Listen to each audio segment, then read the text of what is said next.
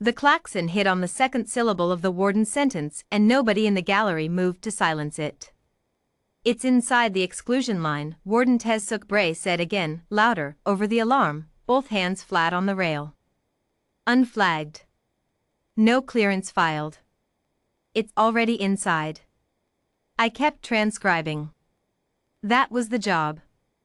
6 years embedded with the Threll Joint Assembly as clerk of record, and the rule I had learned in the first month was that the chamber did not need my opinion, it needed my shorthand, accurate and fast and silent. The display behind the dais resolved the contact a moment later, a single Hauler-class vessel, civilian hull markings, Terran registry, crossing the Calyx Reach exclusion perimeter at standard approach speed. Not running.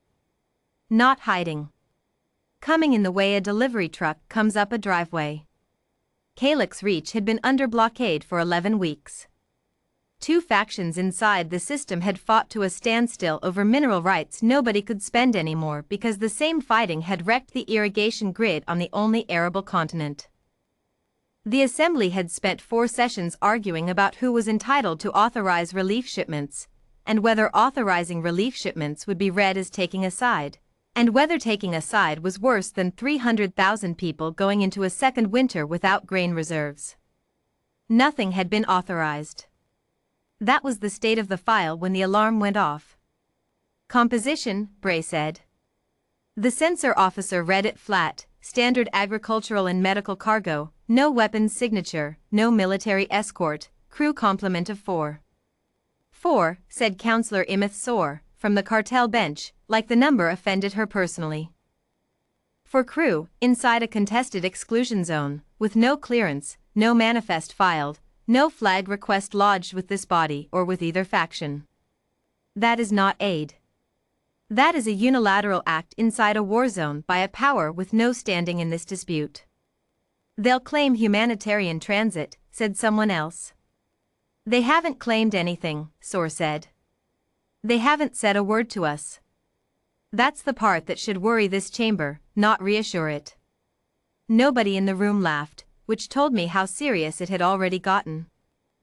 2 factions tearing a planet apart for 11 weeks, and the loudest reaction at the table was reserved for 4 unarmed people in a grain hauler who hadn't bothered to ask permission first.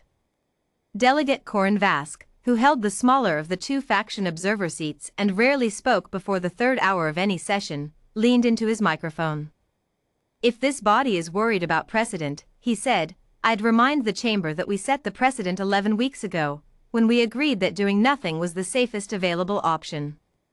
A vessel that does something without asking us first isn't violating that precedent. It's exposing it." Bray didn't look at him. "That's not a motion, Delegate." "No," Vask said. "It's an observation.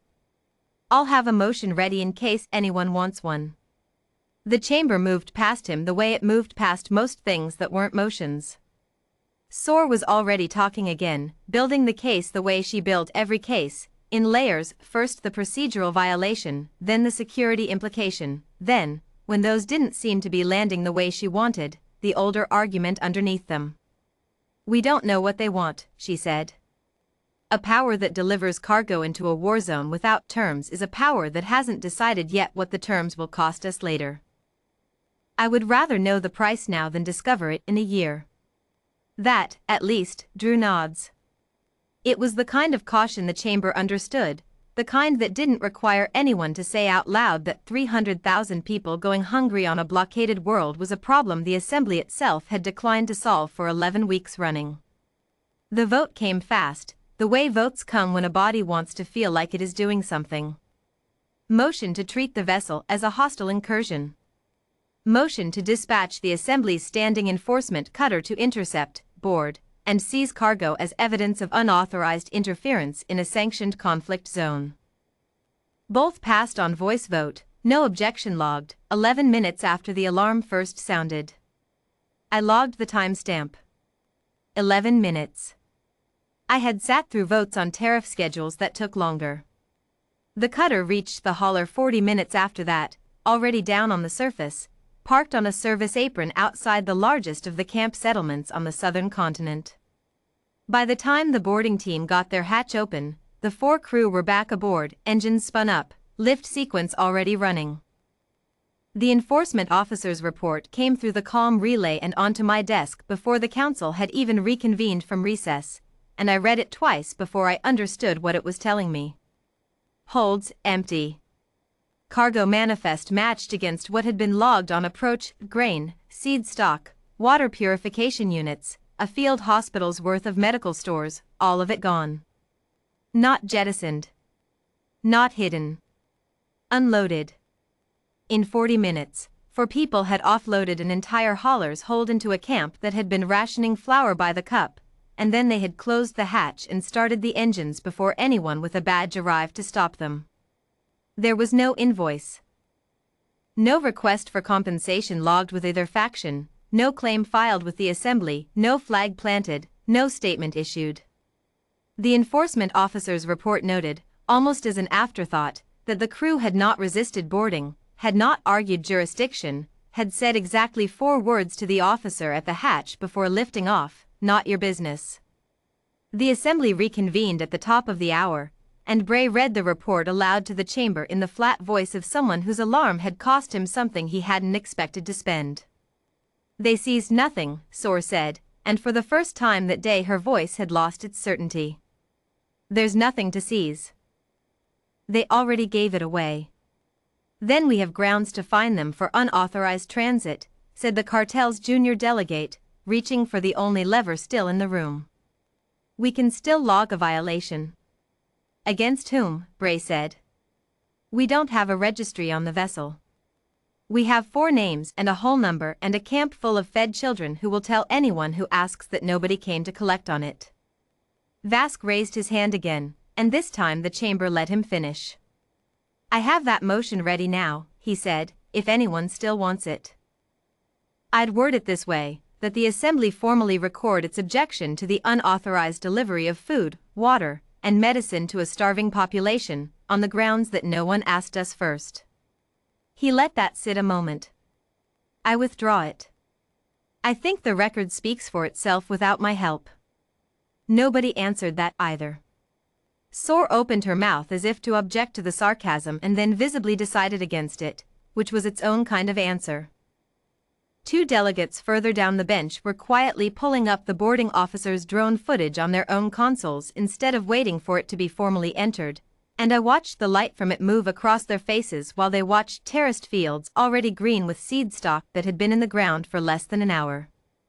Nobody answered that. I kept my hands on the stenograph and did not look up, because that was the job, and because I had learned a long time ago that the moments worth not missing were usually the ones where the room went quiet on its own. The session adjourned without a resolution. There was nothing left to resolve. The grain was eaten or stored, the seed stock was already in the ground on the terraces the boarding officer's drone footage showed under cultivation within the hour, and the hauler was 3 systems gone by the time anyone thought to ask which faction the crew might have been favoring. Neither.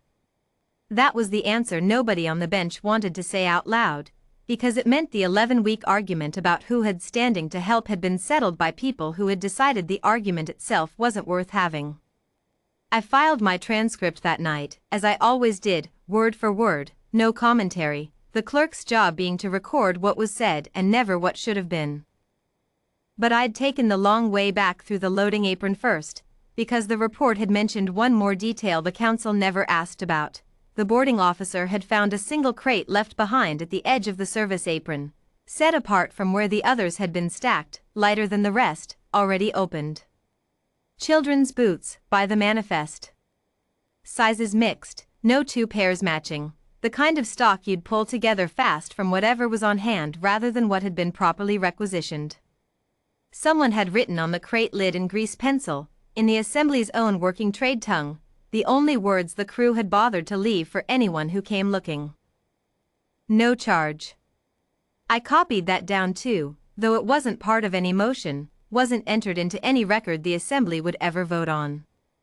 I filed it anyway, in my own hand, in the back of the transcript where nobody official would think to look. Some things the chamber needs on the record even when it never asks for them.